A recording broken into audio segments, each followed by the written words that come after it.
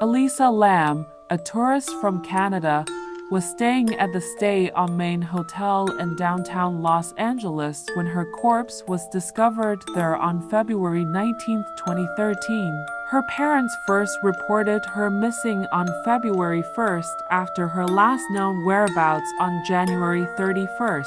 A hotel maintenance worker looking on reports of floods and poor water pressure found her dead. The Los Angeles Police Department published security camera footage showed Lam acting abnormally in a hotel elevator on the day she was last seen alive on February 13, which sparked an uptick of interest in her disappearance. The video gained popularity. Although an autopsy conducted on February 21st was inconclusive in pinpointing the cause of Lam's death, the Los Angeles County Coroner's Office ultimately determined that bipolar illness was a significant contributing factor and found Lam's death to be an accident. But what really happened to her? In this video, we are going to deep dive in this case.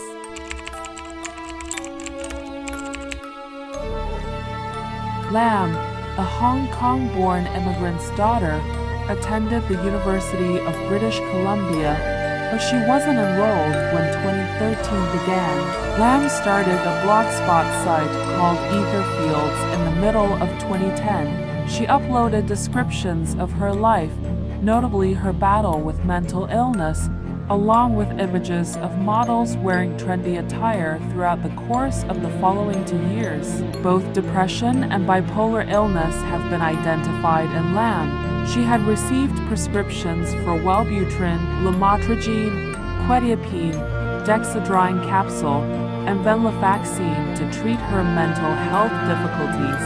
Lam had no history of suicide thoughts or attempts, according to her family, who apparently kept her mental condition a secret. However, one account suggested Lam had once briefly vanished.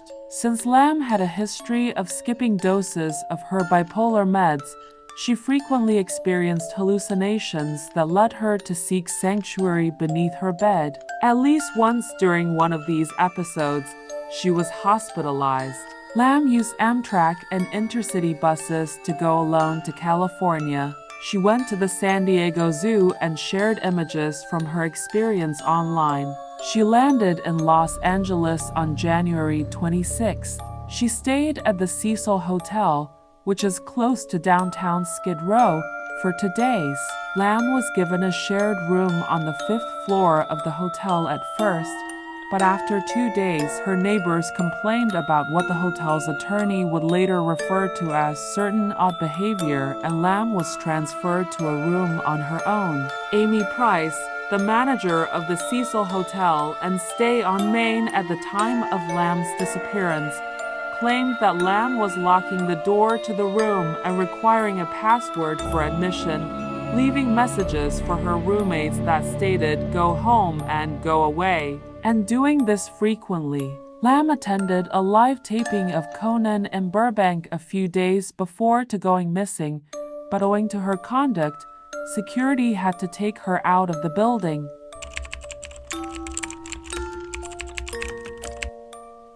Up until the day she vanished, Lam made regular phone calls to her parents in British Columbia while she was abroad. The day she was supposed to check out of the Cecil and depart for Santa Cruz. When her parents did not hear from her on that day, they contacted the Los Angeles Police Department (LAPD). Her family went to Los Angeles to assist in the search on January 31, 2013. Lam was alone herself, according to hotel personnel who saw her that day. The only person who remembered seeing her that day was Katie Orphan, manager of the last bookstore outside the hotel. According to Orphan, she was outgoing, very lively, and very friendly as she collected gifts for her family at home. She was talking about the book she was getting and whether or not what she was getting would be too heavy for her to carry around as she traveled. Orphan continued. The motel was investigated by police to the fullest degree permitted by law. Dogs were used to search Lam's room and the whole building, including the rooftop, but they were unable to find her smell. Rudy Lopez subsequently remarked, "But we didn't search every room. We could only do that if we had probable cause to suspect a crime had been committed." The LAPD published a video of Lam's last known sighting, which was captured by a video surveillance camera on January 31st in one of the Cecil's elevators on February 13th, after another week had passed with no trace of Lam. In a little over 2.5 minutes of video, Lam acts strangely by herself. She seems to push every button on the elevator control panel, looks into the corridor, and then occasionally exits the elevator while its doors are still open. She comes back, and when the doors don't close, she goes. They do so later. Due of Lam's peculiar behavior, the video generated considerable analysis and discussion of the situation. It was extensively circulated, and in its first 10 days, it received 3 million views and 40,000 comments on the Chinese video sharing website Youku. It disturbed several of the commentators to watch.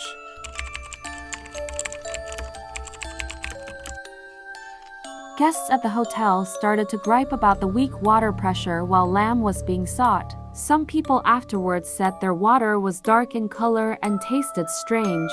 Santiago Lopez, a hotel maintenance worker, discovered Lam's body on the morning of February 19th in one of the 4 1,000-gallon.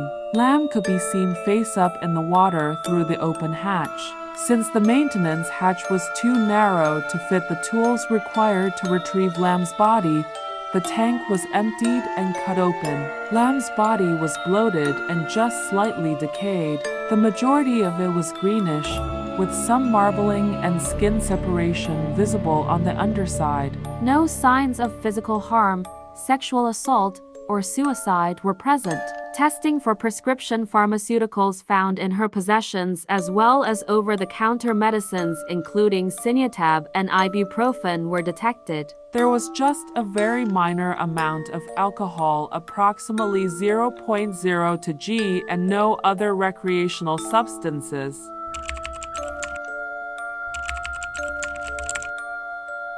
People first believed Elisa Lam was murdered, maybe by someone not captured on video, due to her strange behavior in the CCTV footage from the elevator. Because Elisa's body was discovered nude, suspicions of foul activity quickly arose.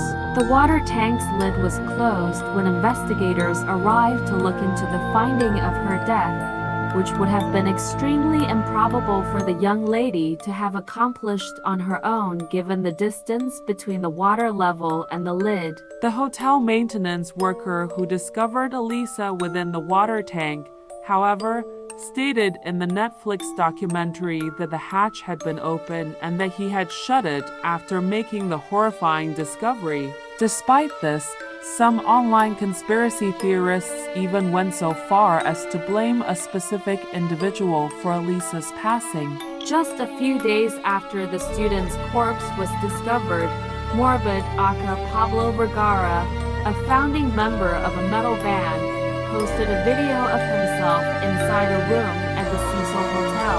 A preview for a new music video called Died in Pain with lyrics about a lady drowning in water could be seen in that clip. Online amateur sleuths thought this was too much of a coincidence to ignore. The accusations of murder against Morbid were so strong that he later made a video announcing his innocence and saying he had been in Mexico at the time she vanished, which was true. Years later, the musician revealed to the producers of the Netflix documentary that the constant allegations leveled against him had caused him to experience mental health problems. "I often received death threats. No way out existed. I attempted suicide and awoke in a mental institution," he said.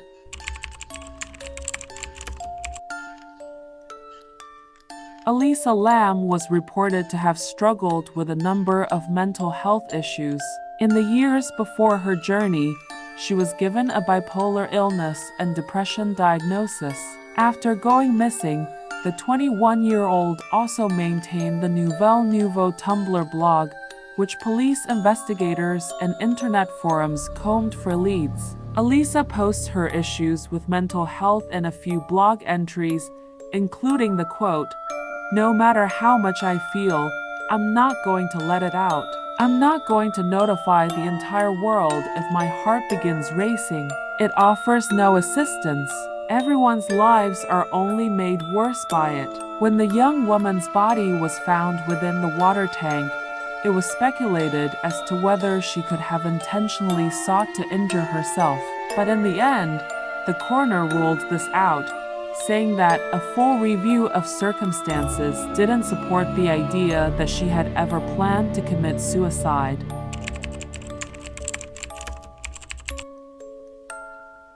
The theory was generated by keen observers who observed an error in the timestamp on the CCTV footage of the young woman in the elevator. Elisa vanishes from view about the 2:30 mark of the video, but the action continues.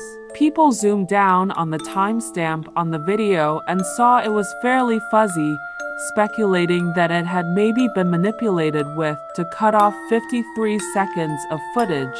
Others speculated that it had been slowed down at some times to cut out specific segments of the film. The elevator door abruptly opening at roughly 2:57 only served to fuel this theory. Why would someone tamper with the video was the query. What about how they got access to it?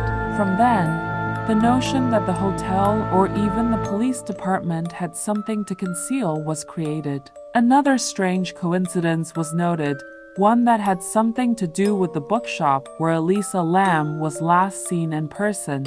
Ironically, Elisa's last encounter with a person was in the last bookstore in Los Angeles. Even stranger, V5G for S2 is the registered postcode for the domain. When someone at work typed this code into Google Maps, it led directly to the precise location of Elisa Lam's eventual burial. Yes, that's quite strange, but might it be a hint in the case of a woman's death? Unlikely.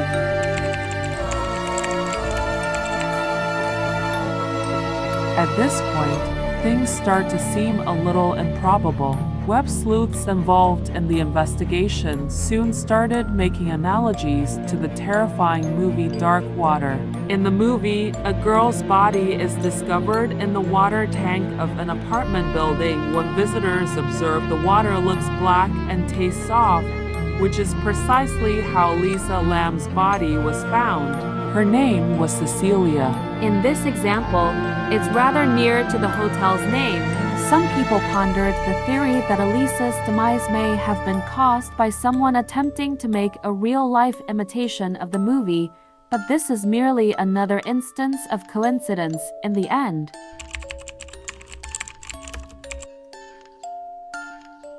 We really veer off course here. A TB epidemic was discovered on Skid Row, a neighborhood just a few streets from the Cecil Hotel, by the internet groups looking into Elisa Lam's death. When they learned that the test for the particular strain of TB that was circulating was called a Lam Elisa, standing for liporabinomin Lam enzyme-linked immunosorbent assay Elisa, their focus was drawn to it even further. Yes, strange coincidence. On hearing this, conspiracy theorists pounced, believing that Elisa may have been employed as some sort of biological weapon to help eradicate the local homeless population. When it was discovered that she was a student at the renowned University of British Columbia, which houses the TB Research Center, more fuel was merely poured to the fire.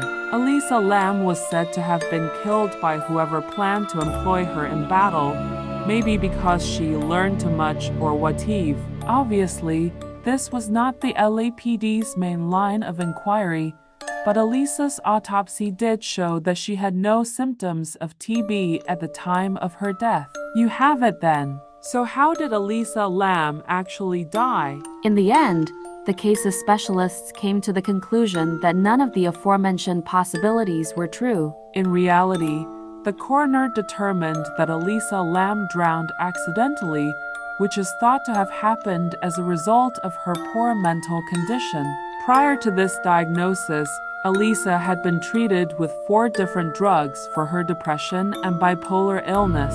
However, it was discovered after inspecting her hotel room that she had not been taking her prescription as directed.